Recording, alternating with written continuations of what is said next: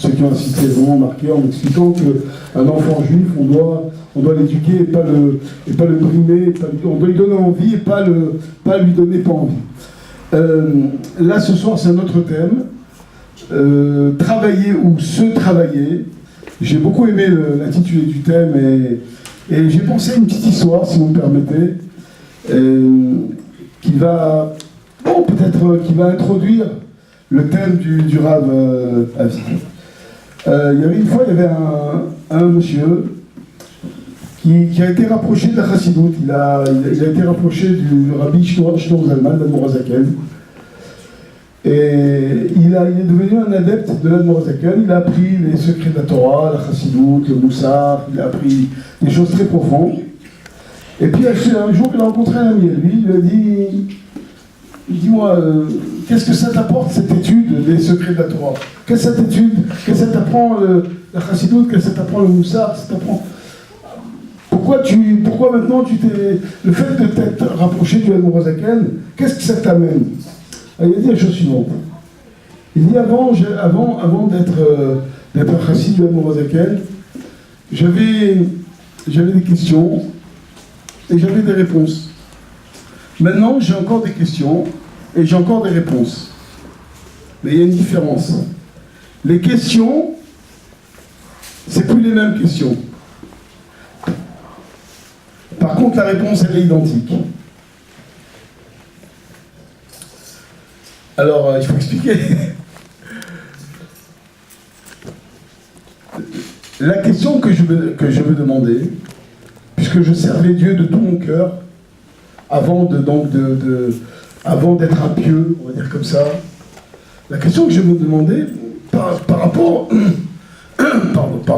à mon service de Dieu, par rapport à mon Avodat Hashem, est-ce que Akadosh Baruch Hu, il va trouver pour moi, par rapport à tout ce que je fais, il va trouver une place assez importante, assez honorable dans le Gan Eden, une fois que j'aurai quitté ce monde?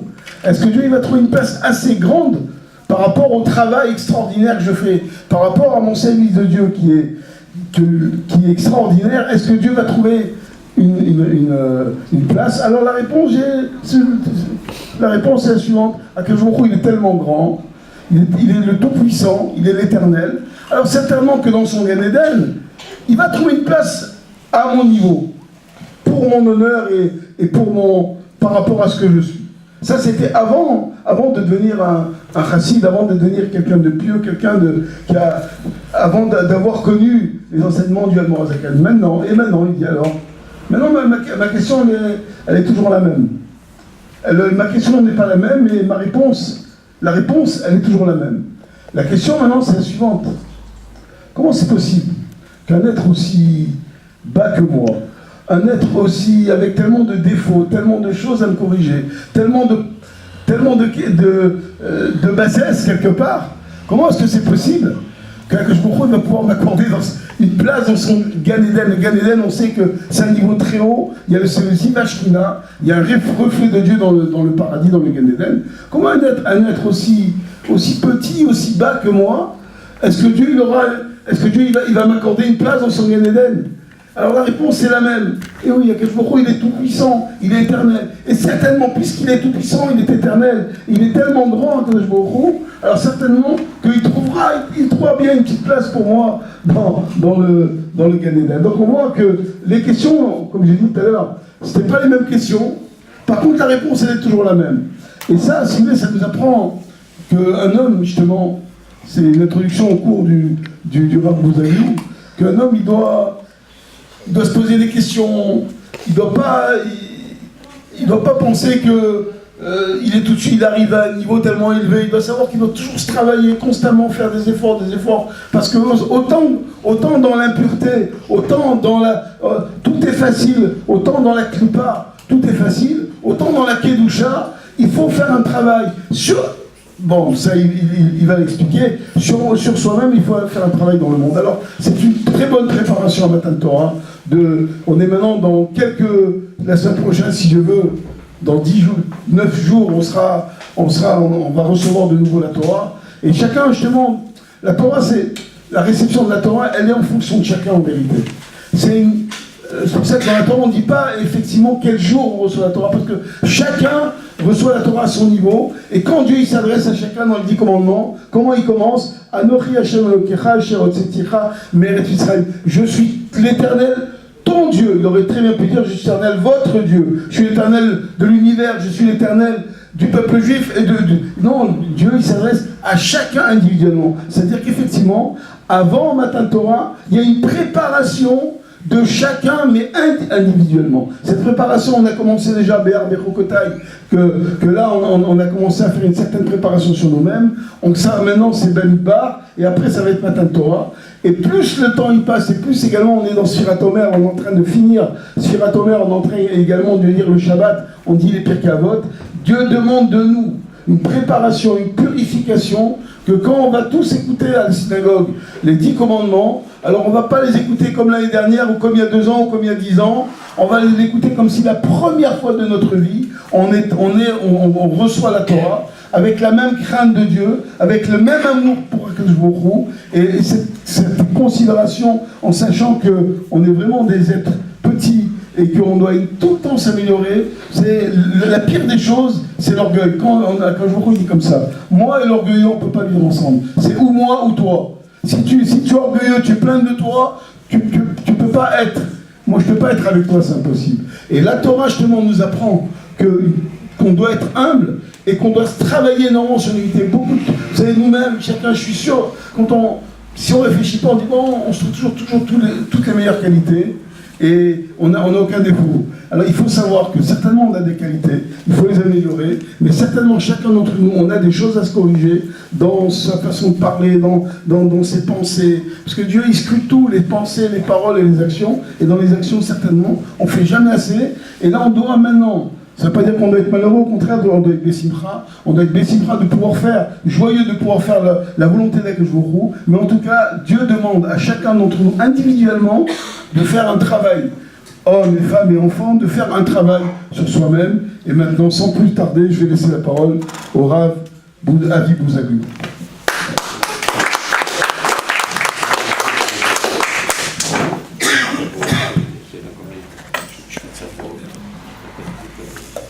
Bonsoir.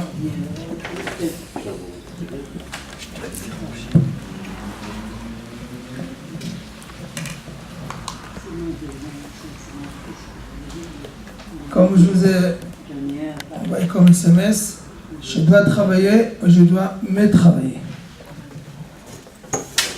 Je vais poser plusieurs questions au départ, et suite à cela, on va arriver à l'objectif. Première question, quel est le but de quelqu'un de sa vie? Qu'est-ce qu'on cherche dans sa vie? Qu'est-ce que chacun, depuis septembre, a comme un désir? Quel désir à partir de septembre j'ai pour l'année à venir?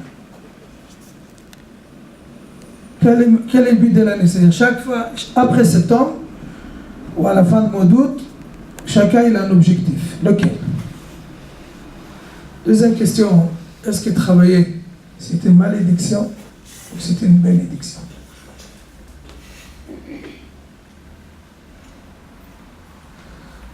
Une autre question, dans les 10 commandements, c'est marqué, il ne faut pas tuer, il ne faut pas voler, il ne faut pas faire de faux témoignages, il faut faire le Shabbat, il faut respecter son père et sa mère. Et voici qu'on a une halakha, et si un goy décide de faire Shabbat, Chaya Mita, il est passible de mort. Ce qui fait que tant qu'il n'a pas eu sa conversion, il doit profaner le Shabbat. Même s'il est en pleine conversion, il faut qu'il fasse Chilul Shabbat. Mais si quelqu'un décide de respecter son père et sa mère, quelqu'un décide de ne pas tuer, on va le dire Chaya Mita. Pourquoi dans le Shabbat, il décide de faire Shabbat, Chaya Mita? Pourquoi elle n'a pas le droit de faire Shabbat?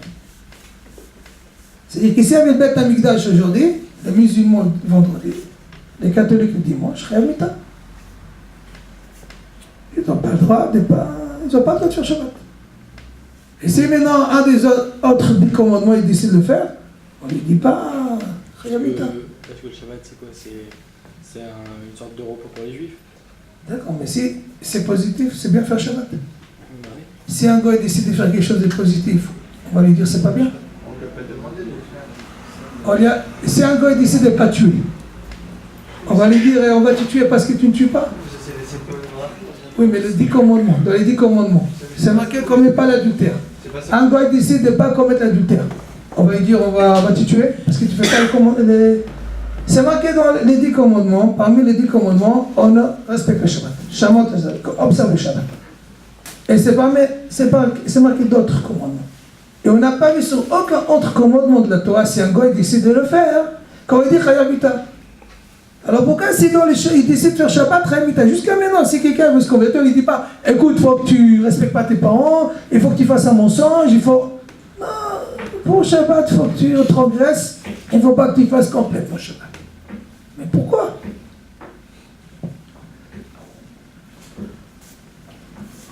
Bon, ça c'est la première série de questions qu'on va essayer de répondre. Après on passera à une autre série de questions. C'est la 12e série de questions, ce sera le Pirkei Avot de Rabbi Meir, dans laquelle il nous dit Eve Mimaed Ba'esek, diminue tes préoccupations, Asok Batorah, occupe-toi de la Torah. Eve Shefal Ruach, il faut que la dame soit humble face à quiconque. Après, V'im Pitata Min Torah, si tu n'as pas fait de la Torah, tu t'es empêché de faire de la Torah, tu t'es détourné de la Torah, Yesh Lecha Arbe B'tilim Nigdecha, tu as beaucoup d'empêchements, des choses qui vont te détourner de la Torah. V'im Amalta B'Torah, si tu t'es investi de la Torah, alors Yesh Lecha Arbe L'Tetlach, il a un grand salaire à te donner. Donc ce sera le deuxième Pirkei Avot qu'il faudrait qu'on examine de plus près. Alors, Bezrat Hashem, on prend la route. Si vous voulez bien, on démarre avec les questions initiales. Quel est le but, quelle est l'ambition d'une personne à partir des fins mois d'août pour l'année à venir? À quoi? Chacun ici, vous pouvez me dire. Rosh Hashanah. Pour toute l'année qui vient. Pour toute l'année qui va arriver. Je ne peux pas rester le même. Restez la même. C'est de spirituel. Le sujet, c'est le travail. Il faut qu'on va parler un petit peu. Hein? C'est travailler. Non, mais lui, votre travail. Oui, mais c'est travailler. Avancer dans la vie. Je vais dire, c'est travailler en Torah. Combien de jours vous travaillez dans l'année? 300, on va dire 330. Pourquoi faire? Pour s'offrir 35 jours de vacances. Dès que les vacances terminent, je pense aux vacances prochaines. Toute l'année, tu travailles pour quoi faire? Eh ben, je vais payer des vacances. 5 semaines. Ça veut dire 330 jours. Je travaille. Ça s'appelle que je travaille. Mais les 5 semaines, tu les bouffes dans les fêtes. Tu fais ce que tu veux. Mais en tout cas, c'est pour avoir les vacances. 5 semaines. Ça veut dire que tu travailles pour les vacances. Mais un juif, il les prend dans les fêtes. Attends, tu les prends quand tu veux. Mais en tout cas, Bah, c'est ça à quoi là? pourquoi tu travailles? Dis-moi pourquoi tu travailles? Non. Bon, quand tu travailleras, pourquoi tu travailleras? Oui, mais Pour vivre. Pour vivre. C'est quoi vivre pour toi? Oui, mais Et bah, c'est avoir un toit et. Pour vivre. Ça veut dire pouvoir manger. quand tu as fini de travailler, tu vis? Comment? À quel moment tu commences à vivre? monsieur, Quand tu as fini de travailler. Parce qu'il t'a dit que tu travailles pour vivre. monsieur, Oui. C'est un embrouille. Je demande, je ne suis pas là pour. Moi, je suis là pour demander. On discute. non, c'est plus bon que ça. Quand on travaille, on a l'identité de soi, d'une part, et en même temps, le bien-être de la famille. Parce que, sans parler de ça, on a beau dire aujourd'hui, Parce que, d'accord, celui qui me dit que l'argent ne joue pas le bonheur, c'est un menteur, excusez-moi. Aujourd'hui, elle contribue à 80%. Donc, pour faire les fêtes, ben, je ne sais pas, mais d'accord, ok. quelle est la famille? Il faut avoir la parnassa, ok. Voilà, Mais est-ce que c'est dans la quantité ou dans la qualité? Non, d'une part, il faut avoir ça. Dans la quantité ou dans la qualité? La qualité. Non, il faut payer. Moi je ne dis pas qu'il faut être riche. Je dis qu'il faut avoir suffisamment pour vivre. Et d'autre part, une personne. Donc pourquoi je travaille? Pour vivre. Je travaille pour pouvoir vivre dignement. D'accord, mais pour vivre. Oui. Pour vivre. Donc le but, quand est-ce que je vis? C'est parce que je ne travaille pas. Parce que je travaille pour vivre. Non. Alors quand est-ce que je vis? C'est lorsque je ne travaille pas. Non, c'est pour ne pas. Et en plus, il y a un autre truc, c'est que quand on travaille, on est soi-même, on a une certaine identité. D'accord, ok, mais tout cela, pourquoi faire? Ça va cher. Pour dire. Oui, mais après. On n'ira pas pour ce soir. mais bon. On est là pour vivre. Avec grand plaisir. Je vous raconte une anecdote parce que Rav Zikri était qu'il a rencontré quelqu'un à Miami. Mais moi, j'ai rencontré quelqu'un d'autre à Miami. Il y avait quelqu'un à Miami, il était sur Miami Beach. Il était en train de bronzer. Il a mis une canne à pêche. Un copain lui a dit, mais qu'est-ce que tu fais? Bah, je suis en train de la kiffer. Et je pêche des poissons. Il dit, mais t'es bête. Lève-toi. Va prendre des seaux avec comment dire, des filets. Va pêcher plus. Et tu attends un par un. Et après tu achètes le petit bateau avec tu rames. Tu vas un petit peu plus profond et tu pêches plus. Et après, tu achètes le bateau à moteur. Tu vas encore plus loin et tu pêches encore plus. Et après, tu peux acheter le grand bateau. Oui.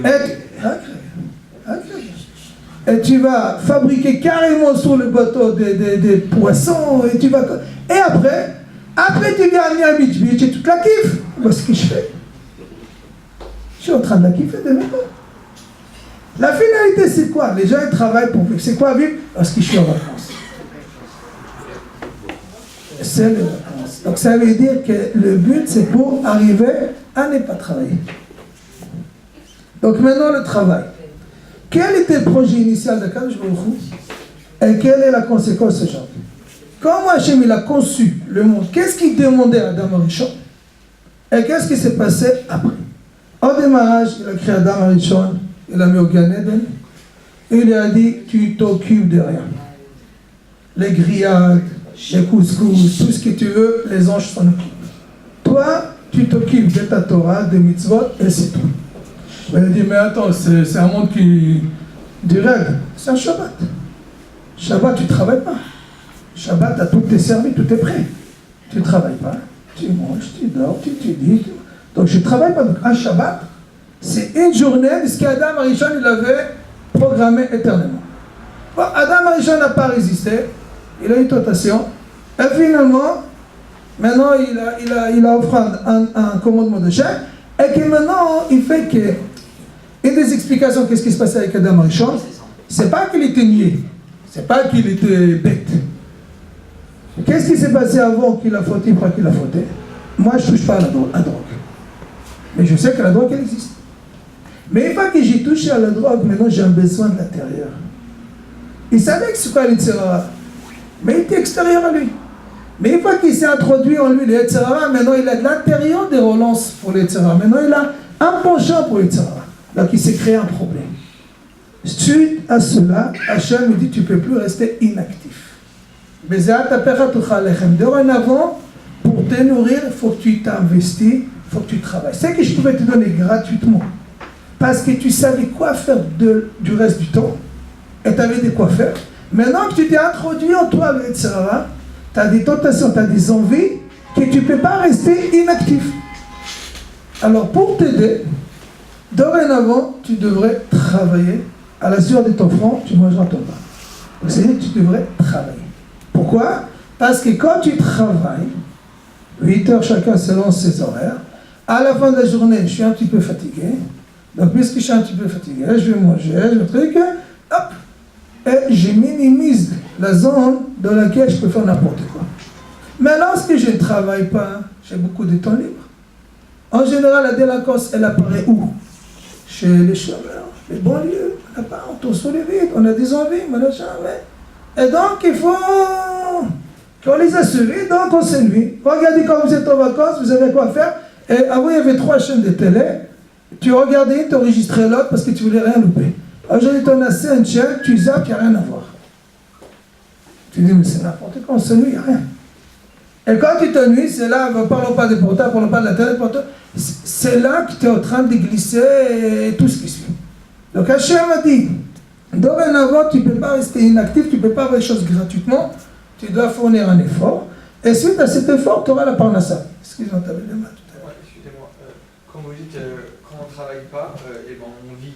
Mais l'école allemande, quand il n'étudie pas, il ne vit pas. Alors, on va parler de ça aussi. Très bonne question. Très bonne question, on va parler de ça. Très bien. n'oublie pas ta question, je reviens à ta question. Donc maintenant, il faut fournir un effort pour pouvoir vivre.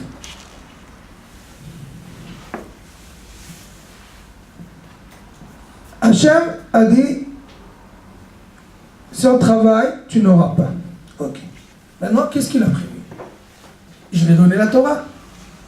Et pour la Torah, je veux quelqu'un qui va consacrer à la Torah tout le temps. Mais s'il va consacrer tout le temps à la Torah, il ne pourra pas travailler en même temps parce que ce sera difficile. C'est-à-dire, quand on s'investit dans un domaine, eh ben, on ne peut pas s'investir partout. Alors, tu sais ce que je vais faire? Yaakov Avinu, Yitzhak Avinu, il va avoir 2 garçons. Un, il s'appelle Esav, le patriarche des Goïm, et un, il s'appelle Yaakov, le patriarche d'Am Israël. Alors, ce qu'il a prévu, c'est que Esav travaille. D'ailleurs, c'était un homme des champs qui travaillait. Et il a prévu que les Goïm aient tous les brachot, toutes les finances du monde, et eux, ils vont financer le Am Israël, et Am Israël va se consacrer tout le temps à la Torah. Et c'est les Goïm qui vont les financer, les soutenir, etc. Rivka, elle a vu qu'Esav, il fera souffrir le Am Israël. Parce qu'elle n'a pas toutes les qualités morales, il n'avait pas tout le truc. Et si on dépendait des gens pareils, on serait très malheureux. Donc il faut absolument récupérer ces bénédictions qui ont été destinées à Esav, et pour qu'Yaakov les récupère. C'est pour ça qu'il dit, tu vas prendre les bénédictions. Donc il va, mon père, écoute ta mère, fais-moi confiance. Et il a pris les bénédictions d'Esav. Donc il a pris les 2 bénédictions. Il a pris les droits d'aînesse, toute la spiritualité. Il a pris les bénédictions de la richesse. Donc il a récupéré les 2. Et regardez comme la Torah est extraordinaire. Quand Yitzhak il a eu Esav et Yaakov, Lavan, le frère et sa femme Rivka, il a eu aussi 2 filles, Rachel et Léa. Et ils se sont dit, chaque fille doit épouser quelqu'un. Rachel doit épouser Yaakov et Léa doit épouser Esav. Une fois que Yaakov il a pris la bénédiction d'Esav, c'est-à-dire il a pris les 2 rôles, la spiritualité et la matérialité, donc il lui faut des femmes qui vont en correspondance. Donc il a pris Léa et même Rachel, parce que Léa c'est ce qu'il lui faut comme femme pour pouvoir réussir, et Léa et Rachel de l'autre côté. Donc il devait utiliser les 2 femmes, même la part d'Esav. Donc une fois qu'il a pris les 2, de Yaakov sont nés 2 garçons, qui s'appellent Issachar et Zvulun. Issachar, c'est les gens d'études, et Zvulun, c'est les gens du travail. Ce qui fait qu'aujourd'hui, le monde de la Torah tient sur quoi? Sur les messins juifs, les parnassim. C'est de l'intérieur qu'on finance tout ce système de Torah. Et c'est l'équilibre qu'Hachem veut. Étudier et travailler. C'est lui qui est capable de se donner complètement à l'étude. Alors il faut que quelqu'un le soutienne pour qu'il puisse étudier. Ce qui fait l'association d'Israël jusqu'à aujourd'hui. C'est lui qui n'est pas capable d'étudier toute la journée, il faut qu'il travaille. D'accord? Maintenant, là, il y a une relation entre eux. C'est lui qui soutient, c'est lui qui étudie. Il y a des mérites qui passent l'un à l'autre, comme l'homme et la femme. Que la femme, elle permet à son mari d'étudier. D'accord? Elle permet à son mari d'étudier. Donc, elle a un mérite avec son mari par le fait que lui étudie, etc. Je fais une parenthèse ici parce que c'est très joli, cette Torah. C'est un endroit chaleureux, c'est bien sympathique. Il y a un passage de la Torah, lorsque l'âme Israël sort d'Égypte, il traverse la mer, les hommes chantent. Et Myriam dit aux femmes, venez, on chante. Les femmes lui disent, mais pourquoi tu veux qu'on chante? Les hommes chantent parce qu'ils vont recevoir la Torah. Mais nous, on fait la popote, les couches, les bébés. Mais nous, on n'étudie pas la Torah. Pourquoi tu dis que nous, on chante? Alors Myriam, c'est marqué, Myriam leur a répondu, Sheou l'Hachem qui gaoga a chanté pour Hachem parce qu'il a fait quelque chose d'extraordinaire. Qu'est-ce qu'il a fait d'extraordinaire? Le cheval et son cavalier, il les a noyés dans la mer. La question qui se pose, Patan, c'est marqué qu'elle a répondu à eux, au masculin, alors qu'il parlait aux femmes. Et pourquoi elle a pris de toute la Shira l'image des chevals et cavaliers qu'Hachem a noyés dans la mer? Elle leur a dit, vous dites à quoi vous servez? Regardez ce qui est marqué dans le chant. Le cheval et le cavalier ont été noyés. Pourquoi tu parles du cheval? Dès que le cavalier a été noyé, pourquoi tu parles du cheval? C'est celui qui transporte. Hein? Parce que c'est lui qui prend ça, t'es cavalier. Donc, celui qui a aidé le cavalier à vouloir faire du mal a été aussi puni. À plus forte raison, c'est lui qui va aider quelqu'un à faire une mitzvah qui sera récompensé. Vous, les dames, vous demandez, mais à quoi nous on sert le système? Puisque c'est les gens qui vont étudier la Torah. Mais vous, par le fait que vous élevez les enfants, vous soutenez toute la maison, vous permettez à votre mari d'étudier, et bien vous serez récompensé comme votre mari dans l'étude. Ainsi, Issachar et Zvouloun, les gens qui travaillent et qui soutiennent ceux qui étudient, il y a une association et ils seront récompensés comme ceux qui étudient la Torah. Alors maintenant, concernant la question, est-ce que c'est une malédiction ou c'est une bénédiction? Dès le moment que tu ne sais pas quoi faire de ton temps, alors c'est une bénédiction pour toi de travailler. Parce que ça va m'empêcher de faire n'importe quoi. Mais si tu sais remplir ton temps et tu n'as pas une minute à perdre, plus tu as besoin de travailler, plus c'est une malédiction pour toi. Parce que ça te lève sur ce que tu devais faire initialement. Initialement, chaque Ben Israël doit se consacrer à Shabbat éternel. Tous les jours en Shabbat. C'est quoi tous les jours en Shabbat? J'étudie, je mange, je vis. À Shabbat. C'est quoi ce que tu vis? C'est Shabbat. Parce que déconnecté, pas de portable. J'ai mon fils qui se passe dans le monde. Je suis dans un monde à part. Je vais à la chute, on me dit Shabbat Shalom. On s'embrasse, on chante, on mange. Je m'habille classe. Je mange j'attends pas Noël pour manger. Tous les Shabbats, ils s'étaient invités, la rentrée, la sortie, machin. On se kiffe de tous les plaisirs du monde. Tu les as dans le Shabbat. L'intimité, tout, chanson, tout est inclus. Donc, à Shabbat, disons, je vis. Et d'ailleurs, les vacances, qu'est-ce qu'on fait? Je prends mon temps, même la sieste, c'est un plaisir de Shabbat. Parce que de la semaine, tu n'as pas le temps de faire une sieste. Tu es trop stressé. Là, détends-toi, etc. Donc, un Shabbat éternel. Donc, si tu es capable d'étudier et tu es consacré à ton étude. Maintenant, la question que tu m'as demandé, être dans, je fais une parenthèse, quelle est l'idolâtrie aujourd'hui? Qu'est-ce qu'on appelle aujourd'hui l'idolâtrie? L'oseille. L'oseille, autre chose. La définition, après chacun dans son domaine. C'est quoi aujourd'hui servir Hachem? On dit quelqu'un il est au fait d'Hachem, quelqu'un il sert Dieu. Et un autre, il dit il est idolâtre. Aujourd'hui, il n'y a pas de statut, il n'y a pas de choses. Comment tu appelles ça idolâtre? Les chrétiens, c'est ne pas servir Hachem. Non, mais définition. Hein? Mais comment? Ne pas être soumis ne pas être soumis. Bah, mettre des choses en priorité avant Hachem. Alors, je vais dire, Avodat Hachem, c'est que Hachem prend toute ma tête. Avodat Zara, c'est ma passion qui prend toute ma tête. Quand j'ai dit Hachem me prend toute ma tête, c'est-à-dire lorsque je vais dormir. Est-ce que je vais dormir selon la halakha ou est-ce que je vais dormir comme j'ai envie? La halakha te dit tu commences côté gauche, côté droit. Tu dors ni sur le ventre ni sur le dos. Ça veut dire qu'Hachem il est dans ma tête même quand je vais dormir. Je vais mettre des chaussures. Pied droit, pied gauche, etc. Est-ce que je les mets avec cet état d'esprit ou je les mets n'importe comment? Ça Hachem est avec moi. Avodat Hachem, le Koleman, quand il a fini sa journée, c'est pas quand il a fini sa Gemara, il va devenir un sauvage, sinon il n'a rien compris. Il faut mieux qu'il n'étudie pas. Un Koleman, c'est quelqu'un qui, même quand il a fini d'étudier, on va toujours Hachem sur lui. C'est-à-dire que sa conduite, il ne va pas faire Chilul Hachem, il ne va pas sortir quelqu'un qui a pris la place, il va crier comme un chien ou il va faire n'importe quoi. C'est pas quelqu'un qui va faire étudier, c'est quelqu'un qui va être avec derrière cette conduite. C'est quelqu'un que lorsqu'il rentre chez lui, il a une femme, il a des enfants. Est-ce que tu travailles tes midat? Ou tu es à, je sais pas, ma boule de nerfs. Donc ça veut dire que le collège, c'est le moment où tu te remplis, tu étudies, et en dehors du collège, c'est la mise en application de ce que tu as appris. Et s'il y a une contradiction entre les deux, c'est que tu es mal formé. Donc ça ne s'arrête pas quand tu sors du collège. C'est 24 heures sur 24, le Hachem, il est dans ta tête. Et donc, la halakha, il est dans toi. Tu dois manger. Et bien pour manger, il faut faire une étude là. Et n'importe qui, regardez, une réflexion très jolie.